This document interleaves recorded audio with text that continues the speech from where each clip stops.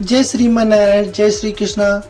आइए भक्तों, जानते हैं भादो मास में कुशोत्पाटनी अमावस्या क्यों इतनी खास होती है, क्या इसका महत्व है, और भी कई जानकारियां हम आपको इस वीडियो में बताएंगे। तो आपसे अनुरोध है आप वीडियो का पूरा देखिएगा, साथ ही लाइक शेयर अवश्य कीजिएगा। बिना किसी देरी के आइए शुरू करते हैं। हिंदू पंचांग में अमावस्या तिथि का विशेष महत्व होता है, विशेष रूप से तब जब ये किसी शुभ दिन के साथ संयोग बनाती है। हर माह की अमावस्या तिथि पितृ तर्पण, ध्यान, दान और शांति के कार्यों के लिए उपयुक्त मानी जाती है। लेकिन जब ये शनिवार को पड़े तो इसे शनि अमावस्या कहा जाता है। ये तिथि शनि दोष, साढ़े साथी और जीवन की नकारात्मक ऊर्जा को शांत करने के लिए अत्यंत फलदायी होती है। साथ ही पितरों को शांति और आशीर्वाद प्राप्त करने का उत्तम समय भी माना जाता है। इस वर्ष 23 अगस्त 2025 को पड़ने वाली अमावस्या कई दृष्टियों से विशेष है। भादो मास की अमावस्या, जिसे कुश पितृणी अमावस्या भी कहते हैं, और इस बार ये शनिवार को पड़ रही है, जिससे इसका प्रभाव और भी अधिक बढ़ गया है।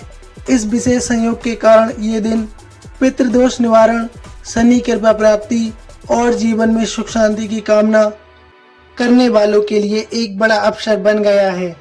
आइए अब जान लेते हैं कुशोत्पाटनी अमावस्या का महत्व क्या है। भादो मास की अमावस्या धर्मशास्त्रों में अत्यंत महत्वपूर्ण बताई गई है। ये तिथि श्राद्ध पक्ष की शुरुआत मानी जाती है, जब पितरों की आत्मा की शांति के लिए तर्पण, दान और मंत्र जप जैसे धार्मिक कार्य आरंभ होते हैं। इस दिन से विशेष रूप से कुशा नामक पवित्र घास को धार्मिक कार्यों के लिए भूमि में एकत्रित किया जाता है, इसलिए इसे कुश पितृणी अमावस्या भी कहा जाता है। पौराणिक मान्यताओं के अनुसार इस दिन धरती पर दिव्य ऊर्जा सक्रिय होती है और भगवान विष्णु ने इसी दिन कुशा को धार्मिक कर्मों के योग पवित्र किया था। यही कारण है कि श्राद्ध, यज्ञ और तप के कार्यों में इसी दिन तोड़ी गई कुशा का उपयोग विशेष फल देने वाला माना जाता है। ये अमावस्या क्यों खास है? इस वर्ष 23 अगस्त 2025 को पड़ने वाली अमावस्या कुश पितृणी अमावस्या विशेष इसलिए है क्योंकि ये शनिवार को आ रही है। ये शनि अमावस्या भी बन गई है। ये दिन शनि दोष, साढ़े साथी और जीवन की रुकावटों को शांत करने के लिए अति शुभ माना जाता है। शनिदेव को प्रसन्न करने और पितरों का आशीर्वाद प्राप्त करने के लिए ये बहुत उत्तम अवसर है। इस दिन आपको क्या करना है? सूर्योदय से पहले स्नान कर शुद्ध भूमि से कुशा विधि पूर्वक एकत्र कर लें। पितरों के लिए तर्पण और जरूरतमंदों को भोजन दान दें।